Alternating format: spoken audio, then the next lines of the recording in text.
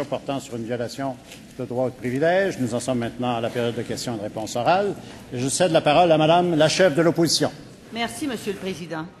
Le cauchemar qui affecte des milliers de citoyens de la Montérégie depuis plus d'un mois se poursuit. Hier, le niveau d'eau de la rivière Richelieu a battu un triste record. Le découragement et la détresse de nos concitoyens augmentent, eux qui ont besoin de toute l'aide possible. Mercredi dernier, nous avons fait part au gouvernement des inquiétudes des sinistrés et des maires des municipalités face au retrait, entre autres, des troupes armées. Pendant que le premier ministre nous disait qu'il n'y avait pas de décision prise à cet effet, pourtant l'armée confirmait qu'elle retirait bel et bien une bonne partie de ses troupes. Et ce que redoutaient les sinistrés est finalement arrivé. L'eau s'est mise à remonter à un niveau record, alors que l'armée n'était pas encore revenue sur le terrain. Monsieur le Président, ma question elle est toute simple. Qu'est-ce qui s'est passé? Pourquoi le délai entre mercredi dernier et hier, moment où le premier ministre a finalement demandé à l'armée de revenir en force sur place? Pourquoi avoir attendu pratiquement une semaine, alors que, dans le fond, les citoyens réclamaient son maintien depuis le début, Monsieur le Président? Monsieur le Premier ministre. Monsieur le Président, ce qui se passe évidemment à Montérégie est sans précédent et je veux donner l'assurance à la population du Québec que nous y donnons toute l'attention que cela requiert et que c'est avec beaucoup de compassion que nous assistons les citoyens qui sont affectés par une crue des eaux qui est sans précédent et qui dure et qui ne finit plus de durer malheureusement. Hier matin, j'étais sur l'appel conférence journalier avec les maires. Hier après-midi, j'ai participé à nouveau dans les locaux de la sécurité civile à l'appel conférence qui avait été cédulé dans la journée compte tenu du fait que le cru des eaux augmentait. J'ai visité Henryville hier, je suis allé samedi, j'ai rencontré les maires. Madame la députée d'Iberville était avec nous, Monsieur le député de Saint-Jean était avec nous à ce moment-là. Dans la journée, Monsieur le ministre de la Sécurité publique, Monsieur le député d'Huntington, Madame la ministre également du Tourisme, responsable de la Montérégie, étaient tous présents, Monsieur le Président. Et là, on a eu un contact direct, on a pu faire le point sur l'état de la situation. Sur la question très spécifique des forces armées, je tiens à vous donner une information qui est très précise. Le 13 mai dernier, la question que la chef de l'opposition officielle remonte au 18 mai, bien, le 13 mai, le ministre a écrit au fédéral pour leur demander de maintenir leur présence sur le terrain. Alors, bien avant que la question soit posée à l'Assemblée nationale, une démarche formelle avait été faite en ce sens-là auprès des forces armées, Monsieur le Président. Première complémentaire, Madame la chef de l'opposition. Alors, Monsieur le Président, le premier ministre est imputable de sa gestion. Et ma question, elle n'était ni mesquine ni partisane. Je souhaite seulement comprendre ce qui s'est passé. Est-ce que c'est l'armée qui était réfractaire? Est-ce que vous aviez des avis contraires?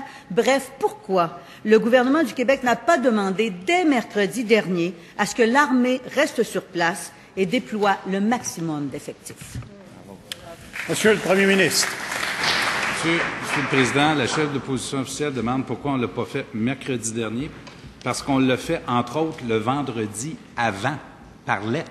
On a demandé de maintenir les forces. Parce qu'on l'a fait, on a tenté d'entrer en contact avec les ministres la veille du remaniement de mardi. Il n'y a pas eu de réponse. Le mercredi a eu lieu le remaniement. Le lendemain, le ministre de la Sécurité publique est entré en contact avec des élus, avec M. Paradis, entre autres, qui est le ministre responsable du Québec, avec M. Bernier, également avec M. Lebel, pour leur demander de maintenir. J'ai parlé au ministre McKay jeudi, j'ai parlé au ministre McKay dimanche après-midi à 4 heures. Nous avons, de tous les instants, Monsieur le Président, été de l'avis que les forces armées canadiennes devaient maintenir leur présence sur le terrain. Pour le reste, c'est une décision qui relève des forces armées. Deuxième complémentaire, Madame la chef de l'opposition. C'est assez difficile de comprendre, Monsieur le Président, pourquoi l'armée s'est retirée alors qu'il y avait unanimité dans le milieu. Et je comprends que même le Premier ministre, son ministre, appelait au secours. Or, si je comprends, c'est l'armée qui avait décidé, ou du moins le gouvernement fédéral, de ne pas soutenir ou de ne pas répondre à l'appel au secours du gouvernement du Québec. Est-ce que c'est le fédéral qui est à blâmer dans ce cas-là? Monsieur le Premier ministre. Monsieur le Président, moi, je ne cherche pas à faire des procès, je cherche à aider la population qui, à l'heure actuelle, vit des moments très difficiles. C'est ça notre priorité. C'est notre priorité, Monsieur le Président. Et la chef de l'opposition officielle dit qu'elle nous a posé une question à l'Assemblée mercredi le 18 mai. Je lui réponds que vendredi, le 13 mai, nous avions déjà formellement écrit au gouvernement fédéral pour leur dire de maintenir leur présence. Pourquoi? Parce que le fait que les forces armées se retirent dans les circonstances que nous connaissons crée de l'insécurité dans la population et de l'angoisse, entre autres. Je comprends que les forces armées, eux autres, leur perspective est la suivante. Ils disent, on va maintenir une présence qui est proportionnelle aux besoins. Pas de difficulté avec ça, Monsieur le Président. Mais notre évaluation à nous, simplement, c'était qu'il fallait maintenir une présence dans les circonstances. Troisième complémentaire, Madame la chef de l'opposition. Alors, je rappelle au premier ministre que depuis plus d'un mois, il y a des milliers de citoyens de la Montérégie qui se battent corps et âme pour sauver leur maison des eaux de la rivière Richelieu. Malgré leurs efforts courageux, on sait qu'il y aura des dommages qui seront causés par les inondations qui se compteront par dizaines de millions de dollars. Des personnes perdront leur maison. Elles le savent. Il y a maintenant plus d'une semaine, j'ai demandé au premier ministre s'il était prêt à ouvrir la porte pour adopter un décret spécial permettant de traiter de cette situation extraordinaire, Monsieur le Président. Est-ce qu'il va le faire? Monsieur le Premier ministre. Monsieur le Président, nous avons déjà, il faut le dire, augmenté les indemnités. Nous les avons augmentées de 50 sur le programme régulier, de 100 à 150 000 pour une résidence principale et jusqu'à concurrence de 200 000 pour ceux qui ont des commerces. Nous avons également mandaté, et je comprends que ça fonctionne assez efficacement, les gens de la sécurité civile d'agir promptement pour aider ceux qui ont des besoins financiers.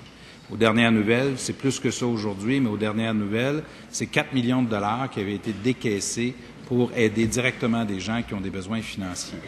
J'ai eu l'occasion de dire à la chef de l'opposition officielle, compte tenu de l'ampleur des dégâts, que nous aurons l'occasion de revoir le programme une fois que les eaux se sont retirées. Principal, Monsieur le député de Jonquière.